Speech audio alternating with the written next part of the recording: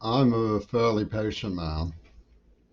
These things that have been going on with Tim Kaine, Pennsylvania, and Michael Reagan have been going on since I was about 7 years old. I'm now 61. I still don't own weapons. I have no history of violence. But I think it's important that we look at the mind that has summoned from the nether reaches unparalleled hostility for all things conscientious, law abiding, and civil, by which I mean, of course, Hitler, Reagan, and his minions like Peter Gaber. Criminally insane. I would like to talk to you about what these evildoers have done. These criminally insane moral imposters, in the name of saying anybody who doesn't like fighting is unworthy of life, which was Adolf Hitler's philosophy, by the way, um, and should be abused incessantly. What they did was they hardwired into this German thinking and impinged the neuroplasm in a nonviolent person. And they began spreading rape rumors about a girl who was, in fact, still a virgin after dating me for 2 years, which says a great deal more about the truth of the situation than all of their lies. And they started calling me Carrie. They were even working with Stephen King.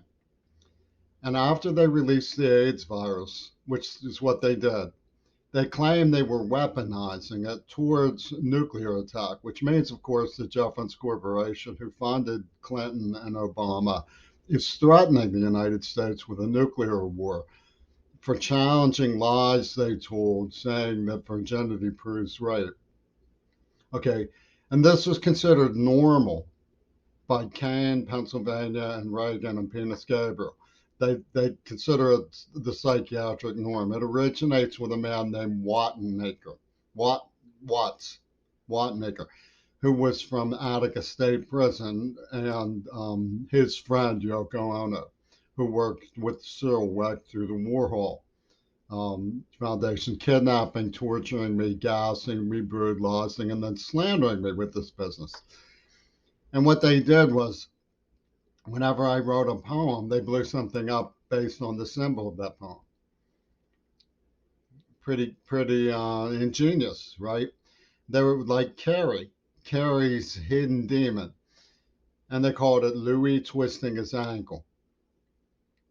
And Louis continues to twist his ankle at every turn. One of the people who was in on this, of course, was Ginny Thomas. That's why she calls herself the Yoko Ono of the Supreme Court, and laughing about it with Donald Trump. All is permitted because they managed to score an abortion on me by pretending they loved me. Nito, very Catholic church, and eccentric and appalling. So I think one has to look at this Mysterian switchboard for what it is, which is very, very twisted and irregular. Of course, you won't be finding anyone in power willing to do that.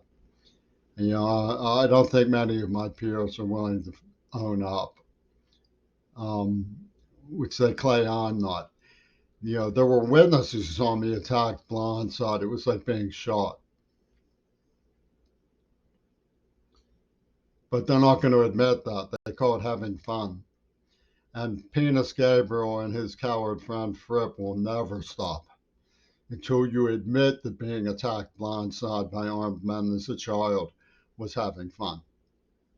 So there's really a dead end to the whole thing. You know, it's a dead end. Saying that Reagan was not Hitler, Reagan is not a skirmish, it's not a schism, it's a lie. He was. He was extraordinarily perverted and stupid and belligerent, and his all of his asinine friends have amounted to absolutely nothing. Absolutely nothing. They're fossil fuel pedestrians of coloniac mania.